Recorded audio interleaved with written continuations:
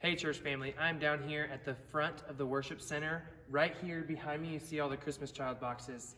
We are collecting those boxes this Sunday, November 15th.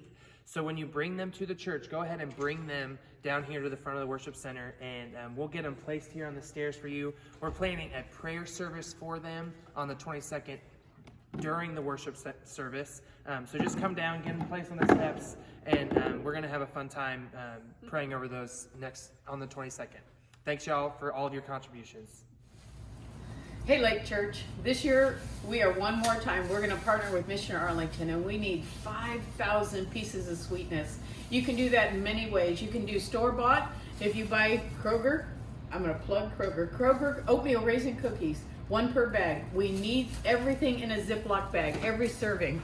If you want to get store-bought chocolate chip cookies, put them in a baggie, Ziploc baggie, okay? Every serving goes in a Ziploc baggie.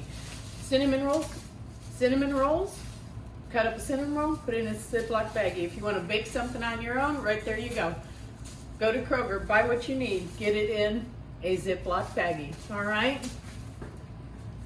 Okay, so, hey boys. Sue, can we please have a cookie? You sure can. Have one of these big ones. Thank you. Oh, you're welcome. All right, Lake Church, remember, we need 5,000 pieces. If every family did 2 dozen each, we'd get to 5,000 in no time at all. Would you like a cookie, Jerry? Yes, please. Thank you so much. Here. Oh, thank you. You're welcome. Howdy CG leaders. Hey, just real quick, wanted to drop in and talk a little bit about what we're going to go through this Sunday in our connection groups. We are jumping from John 4 over to John 11. And just to give a bit of context as we make that jump, cool little statistic as we get there, we're reaching at this point the climax of all of Scripture. And so if you look at the gospel accounts, there are 89 chapters in all 4 of those accounts. 84 of those chapters are recorded regarding the first 30 years of Jesus' life. 85 of those chapters record his final 3 years, and of those 85 chapters, 27 of those cover his final 8 days. And the events that we read here in John 11 are just on the brink of those final 8 days. And so as we look into John 11, just want to highlight three points for you that we want to emphasize as we lead our groups this Sunday.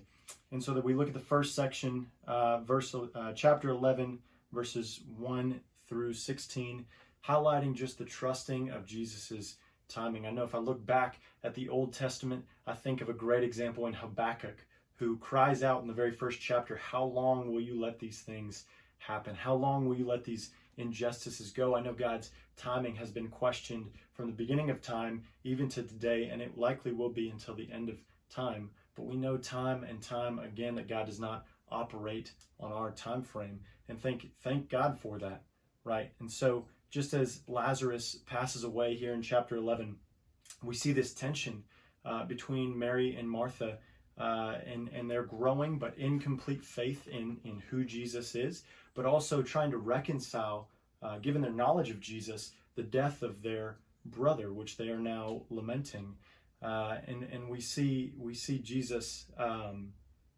We see Jesus just ask them to trust in his timing, and that's going to remain the same truth that he asks us to accept today, is that his timing is best, not just in the Old Testament, not just in the Gospel of John, but also today as we see all this turmoil and we ask Jesus, how long will you let these things go? And we have to lean in and press into Jesus and know that we can trust him in all these things. As we transition into the second point, we've got chapter 11, verses 17 through 29. And the main point being that we can trust in Jesus for resurrection and life. And so Jesus not only being the only way by which we have salvation and access to the resurrection from the dead, but because he can and will raise the dead on the last day, as Martha alludes to, he can and will also raise people from the dead in the meantime, just like you and I. However, I think it's important to note here that the raising of Lazarus would cost Jesus his own life. So at this point, Jesus would only escape the pursuit of the Jews one more time before going to his own death. So he, again, is right on the brink of dying himself. And ultimately, this is one of the kind of final things that would push it over the edge for Jesus to end up losing his life. And that's the same for you and I today. It's not just the same. It's not just for Lazarus that he died, but it's for you and I that he would lose his life.